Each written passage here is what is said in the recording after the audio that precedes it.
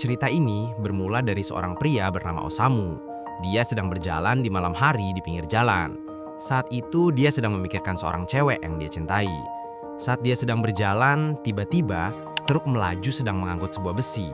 Tapi tali besi itu putus tepat di samping Osamu. Lalu Osamu tertimpa tumpukan besi itu. Dia berpikir kalau dirinya itu udah berakhir begitu saja. Tapi saat dia terbangun, dia udah ada di dalam sekolah SMA. Dia yang menyadari itu langsung bingung, dirinya ada di mana. Saat dia mau berdiri ngelihat sekelilingnya, ternyata dia kembali ke masa lalu. Karena di masa depan dia ingin sekali bertemu dengan wanita yang dia suka. Sekalinya ketemu cinta, dia ditolak karena dia telat menyatakan cintanya. Akhirnya di sini dia itu balik ke masa SMA-nya. Tapi dia masih sempat aneh aja. Tiba-tiba dia bisa kembali ke masa lalu.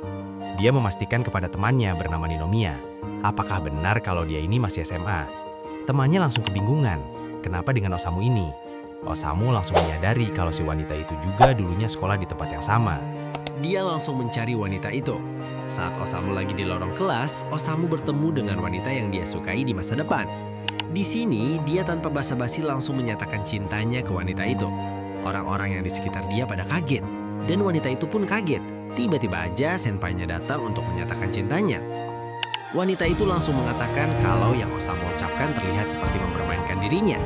Wanita itu langsung nangis dan berlari. Osamu langsung mengejarnya dan Osamu juga mau ngasih penjelasan sambil memegang tangan wanita itu. Saat di tangga, tiba-tiba tangan wanita itu terlepas dan terjatuh. Di sini Osamu langsung menangkap wanita itu tanpa terluka sedikit pun. Tapi di sini ada wanita yang melihat itu dan ternyata wanita itu wajahnya mirip dengan wanita yang Osamu selamatkan. Osamu langsung kebingungan. Ternyata mereka kembar. Wanita yang diselamatkan Osamu bernama Miku, dan wanita yang melihat mereka bernama Mia. Osamu langsung bingung, ternyata dia kembar. Soalnya di masa depan dia hanya ketemu wanita itu sebentar, dan Osamu juga lupa namanya wanita itu. Setelah itu Ninomiya datang ke Osamu. Lalu Osamu menanyakan kepada Ninomiya apakah dia tahu wanita kelas 1 yang kembar itu. Ternyata Ninomiya tahu kalau dia dari kelas 1 dan cukup populer juga di sekolah ini. Di sini juga Ninomiya bilang kalau ingin bertemu dia yang satunya lagi, Osamu harus ke perpustakaan. Tapi di sini Osamu masih bingung kenapa dia bisa kembar. Bahkan Osamu juga sempat yakin kalau satu dari mereka itu adalah dia, yang di masa depan Osamu temui. Osamu juga harus mencari tahu maksud perkataan wanita itu. Dia bilang kalau saja aku bertemu denganmu lebih awal saat SMA, mungkin akan senang hati menerimanya. Saat lagi di jalan, tiba-tiba ada penjaga perpus yang ingin meminta bantuan. Saat itu ada Osamu saja sendiri. Akhirnya, Osamu dipanggil untuk membantu merapihkan perpustakaan. Saat tiba di dalam perpustakaan, ternyata ucapan Ninomiya benar. Ada wanita itu di perpustakaan. Osamu di sini bukan untuk menyatakan cintanya lagi, tapi untuk membantu wanita itu merapihkan buku-buku.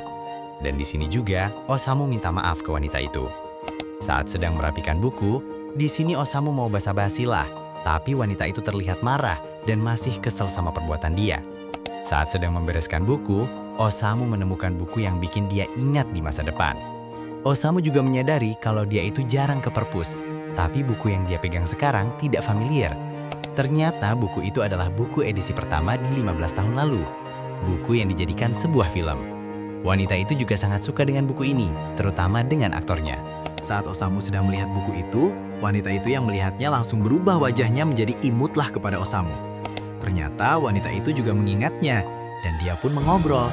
Dan di sini hubungan mereka mulai dekat. Saat Osamu dan Mia lagi ngobrol, tiba-tiba kembarannya Miku datang dan melihat mereka seperti sudah akrab. Miku langsung kaget. Lalu keesokan paginya, Osamu bertemu dengan Mia, dan Osamu mengucapin selamat pagi. Di sini Mia menjawab dengan sangat lembut, tapi Miku masih terlihat sangat cuek. Ternyata wanita yang Osamu nyatakan cintanya adalah Miku, bukan Mia. Miku di sini masih terlihat hati-hati kepada Osamu, sedangkan Mia sudah terlihat akrab sekali, sampai dia mau memberi pinjam bukunya kepada Osamu. Saat Mia dan Miku pergi, Miku mengatakan kepada Osamu kalau Osamu ini nggak boleh dekat dengan dia berdua lagi. Saat di kelas, tepat saat lagi belajar, Osamu masih sempat nggak habis pikir kalau dia tiba-tiba balik ke masa lalu. Terus saat tiba jam istirahat, Osamu melihat dari kelas kalau Miku sedang olahraga. Di sini Osamu menyadari kalau Miku itu lagi kurang sehat. Saat Ninomi manggil Osamu untuk makan bareng, tiba-tiba Osamu menghilang di kelas. Dan ternyata Osamu menghampiri Mia dan Miku untuk makan bareng. Di sini, Miku masih terlihat cuek kepada Osamu. Tapi untungnya, Mia mengabaikan itu dan mereka bertiga makan bareng. Setelah selesai makan, saat Osamu menuju kelas, dia melihat Miku sedang duduk di jalan. Osamu menanyakannya, tapi saat Osamu memegang pundaknya, Miku marah. Dia bilang kalau dia itu gak kenapa-napa. Tiba-tiba, Miku pingsan dan Osamu membawanya ke UKS. Saat Miku sudah sadar, wajah Miku berubah jadi imut saat melihat Osamu.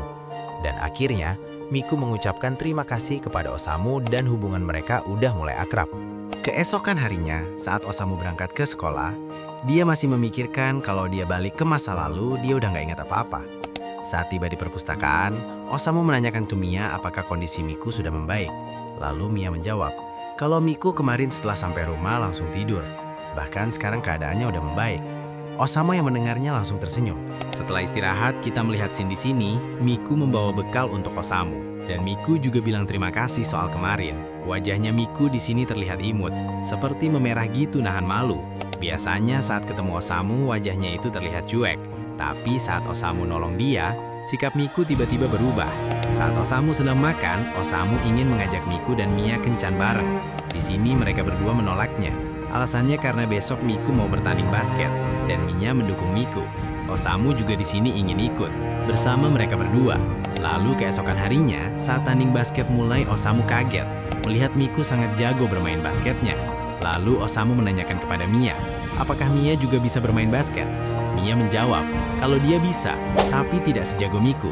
Tapi kalau Mia melihat Miku bermain basket, seolah-olah dirinya juga bisa merasakan kalau dia itu seperti Miku. Di sini Osamu basa-basi, seolah-olah seperti nggak terjadi apa-apa. Tapi Miku menyadari hal itu dan menanyakan, apakah kamu melihatnya percakapan aku dan ketua? Osamu menjawabnya, karena suara kalian sangat keras, jadi aku mendengarnya. Di sini Miku menjelaskan kalau Mia itu kelihatannya sangat pemalu. Tapi saat Miku ada masalah, Mia selalu di depan dan menghadapi masalahnya dengan sangat bijak. Dan juga, Mia itu tipe orang yang gak saling menyalahkan seseorang. Disinilah Osamu mulai memahami mereka berdua. Ternyata Mia sangat pemalu, tapi punya sisi baik yang kuat. Sedangkan Miku orangnya sangat egois, tapi punya prinsip yang kuat juga. Saat Osamu bertanya, apakah ada pertandingan selanjutnya?